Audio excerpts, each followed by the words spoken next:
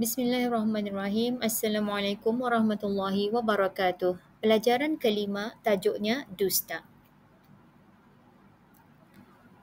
Objektif pelajaran kita ni hari ini ada tiga. Yang pertama adalah dapat mengesan keadaan dusta yang menjadi wajib dan harus.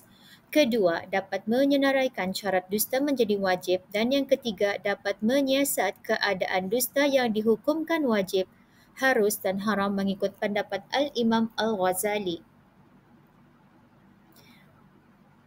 Untuk tajuk dusta ni ada mengandungi 6 bahagian. Yang pertama adalah pengertian, yang kedua akibat, yang ketiga berdusta menjadi wajib, yang keempat berdusta menjadi harus, yang kelima pendapat Al-Imam Al-Ghazali tentang berdusta dan yang keenam syarat berdusta menjadi wajib. Bahagian yang pertama adalah pengertian dusta. Dusta ialah bohong, bercakap tidak benar sama ada bersungguh-sungguh atau bergurau-gurau. Maksudnya di sini ialah menyampaikan sesuatu yang tidak bertepatan dengan kebenaran sama ada dengan niat serius yakni sengaja menipu atau sekadar bergurau. Contoh bercakap tidak benar secara bersungguh-sungguh ialah apabila seseorang sengaja menyampaikan maklumat yang salah dengan niat menipu atau untuk memperdaya orang. Contohnya menipu tentang sesuatu perkara seperti berkata, "Saya tidak mengambil wang itu," sedangkan dia sebenarnya telah mengambilnya. Kemudian contoh bagi bercakap tidak benar ataupun berdusta ketika bergurau ialah apabila seseorang menyampaikan sesuatu yang tidak benar dalam bentuk gurauan atau lawak, tetapi ia tetap merupakan satu pembohongan. Menipu dalam gurauan hingga orang lain percaya seperti katanya, "Cikgu membatalkan ujian tani esok," walaupun itu tidak benar. Seterusnya adalah akibat berdusta. Akibat berdusta ada dua. Yang pertama, masuk ke dalam api neraka sebagaimana sabda Rasulullah sallallahu alaihi wasallam, "Iyyakum wal kadhiba fa innahu manba'ul fujur wa huma finnar." Yang bermaksud, takutlah kamu akan dusta kerana ia adalah pangkal maksiat dan kedua-duanya itu yakni pembohong dan pembuat maksiat di dalam api neraka. Pangkal maksiat di sini maksudnya adalah punca ataupun akar kepada segala perbuatan maksiat dan dosa.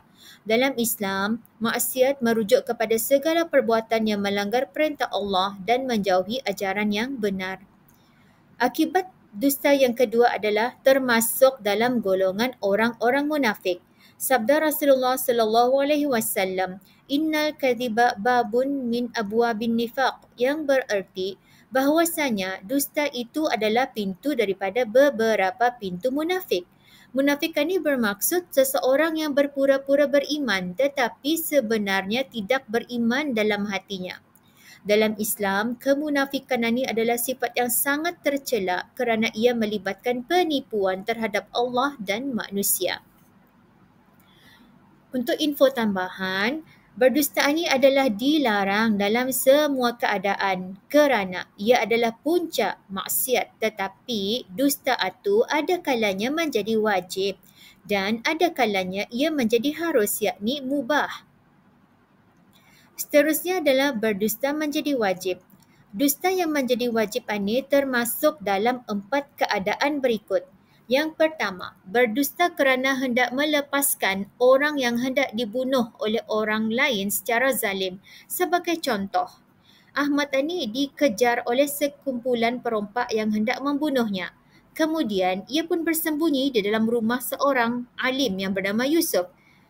Selepas itu perompak ini pun datang ke rumah itu dan bertanya, "Ada si Ahmad dalam ini?" Jikalau sekiranya Yusuf berkata benar, maka sudah tentu nyawa si Ahmad adalah terancam. Jadi, si Yusuf pun berdusta dengan tujuan untuk menyelamatkan Ahmad. Kemudian, keadaan dusta yang menjadi wajib nombor 2 adalah berdusta kerana hendak menyelamatkan harta orang yang diamanahkan kepadanya daripada orang zalim.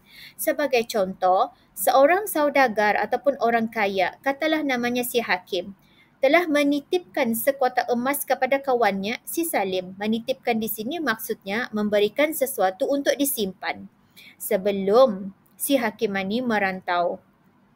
Kemudian, seorang yang zalim yang sering mengambil ataupun merampas harta orang datang ke rumah si Salim dan bertanya, ada si Hakim menyimpan emas di rumahmu? Jika si Salim bercakap benar, sudah tentu harta itu akan dirampas. Oleh yang demikian, demi untuk menjaga amanah dan mengelakkan kezaliman, maka Salim pun menjawab, tidak, saya tidak menyimpan emas milik si Hakim. Kemudian, keadaan yang ketiga adalah berdusta kerana hendak memelihara harta orang Islam daripada hendak dizalimi oleh orang. Sebagai contohnya, Umar memiliki banyak beras yang ingin digunakannya untuk membantu fakir miskin di kampungnya. Tetapi seorang pemimpin yang zalim dan tamak ingin merampas untuk kegunaan sendiri. Kemudian si pemimpin ini pun datang ke rumah si Zaid iaitu sahabat si Umar dan bertanya, di mana si Umar menyimpan beras Jika si Zaid ini bercakap benar, sudah tentu beras itu akan dirampas. Maka si Zaid pun bercakap, Umar telah mengagihkan sebahagian besar berasnya yang selebihnya disimpan di tempat yang aku tidak tahu. Itu adalah contoh bagi keadaan yang ketiga.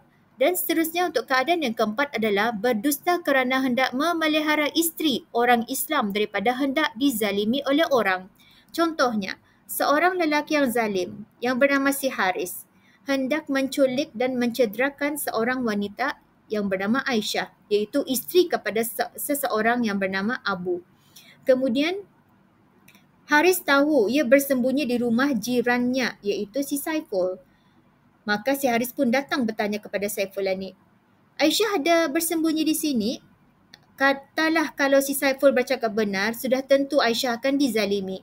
Maka Saiful pun bercakap, nada, indaku tahu di mananya. Maka dalam hal ini, melindungi daripada kezaliman, menjaga kehormatan dan keselamatan adalah merupakan tanggungjawab yang besar. Maka itu adalah merupakan contoh bagi keadaan yang keempat ini. Dan hukum berdusta bagi keempat-empat keadaan ini adalah dihukumkan wajib. Seterusnya adalah syarat berdusta menjadi wajib. Ia ada terdapat dua syarat sahaja. Yang pertama adalah apabila keadaan terpaksa dan yang kedua apabila keadaan itu tidak selamat sebagaimana pada keadaan keempat-empat keadaan yang dijelaskan sebelum ini. Seterusnya adalah berdusta menjadi harus. Dusta yang menjadi harus ini termasuk dalam dua keadaan berikut. Yang pertama, berdusta kerana mendamaikan orang yang berkelahi dan berbantah-bantah. Maksudnya di sini mendamaikan ialah untuk supaya mereka berbaik semula dan tidak bermusuhan. Dan maksud berbantah-bantah pula artinya adalah berkelahi ataupun bertengkar. Kemudian keadaan yang kedua adalah berdusta kerana hendak mendamaikan antara dua orang isteri dan dalam keadaan yang seumpamanya. Maka keadaan berdusta bagi dua keadaan ini adalah dihukumkan harus ataupun boleh. Seterusnya adalah pendapat Imam Al-Ghazali. Ada lima keadaan yang Imam Ghazali sebutkan mengenai dengan keadaan berdusta ini. Yang pertama adalah tiap-tiap maksud yang baik yang boleh dicapai dengan jalan bercakap benar dan boleh juga dicapai dengan jalan berdusta, maka hukum berdusta adalah haram. Sebagai contoh, dalam keadaan yang pertama ini adalah sesebuah perkara itu dapat diselesaikan dengan dua cara, iaitu sama ada bercakap benar ataupun berdusta. Maka kita ni hendaklah memilih dengan cara bercakap benar. Pasal kalau tak dipilih dengan cara berdusta, maka hukumnya adalah berdosa. Kerana dusta dalam keadaan ini hukumnya adalah haram. Kemudian dalam keadaan yang kedua, iaitu tiap-tiap maksud yang baik itu hanya boleh dicapai ataupun diselesaikan dengan jalan berdusta dan ia tidak boleh dicapai dengan jalan bercakap benar. Maka hukum berdusta adalah harus dengan syarat maksud itu adalah maksud yang harus. Maksudnya di sini adalah sesebuah keadaan yang hanya boleh diselesaikan dengan cara berdusta, maka hukum berdusta dalam hal ini adalah harus, iaitu dibolehkan. Contohnya, kita ni memberi kata-kata semangat kepada orang yang sakit. dengan mengatakan bahawa penyakit itu akan hilang dan dia akan sihat seperti dulu walaupun Ketani tahu yang mana sakitnya itu sudah kritikal dan tidak ada penyembuhnya. Dalam keadaan ini, Ketani berdusta kerana mahu membagi harapan dan semangat untuknya terus berjuang melawan sakitnya tu. Kerana kalau Tahtani bercakap benar, sudah tentu pesakit akan merasa sedih dan kurang keinginannya untuk berusaha sembuh. Seterusnya adalah keadaan yang ketiga, jika maksud yang baik itu hanya boleh dicapai dengan jalan berdusta, maka hukum berdusta dalam hal ini adalah wajib. Dengan syarat, maksud itu adalah maksud yang wajib. Sebagai contoh, apabila kita ni menerima hadiah daripada seseorang dan hadiah itu kita ni dah suka, lalu tani berdusta dengan mengatakan yang tani suka hadiah itu, maka hukum berdusta dalam keadaan ini adalah wajib.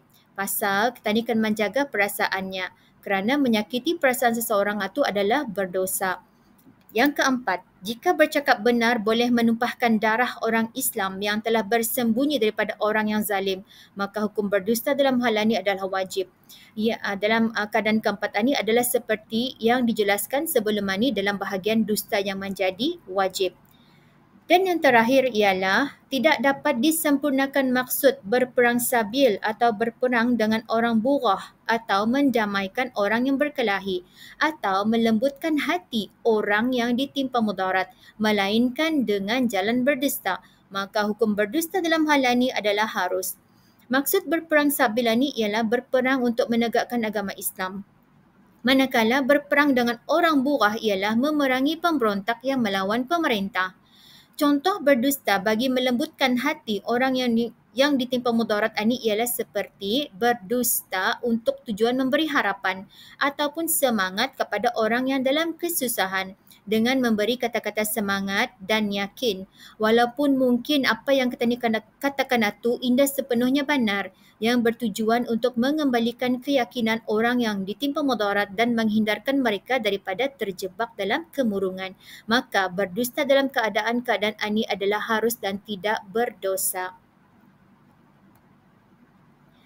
Sebagai info tambahan, walau bagaimanapun hendaklah dipelihara diri daripada berdusta dan mengelakkan diri daripada melakukannya seberapa yang dapat. Cikgu sudahi dengan syukran jazilan. Terima kasih dan Assalamualaikum warahmatullahi wabarakatuh.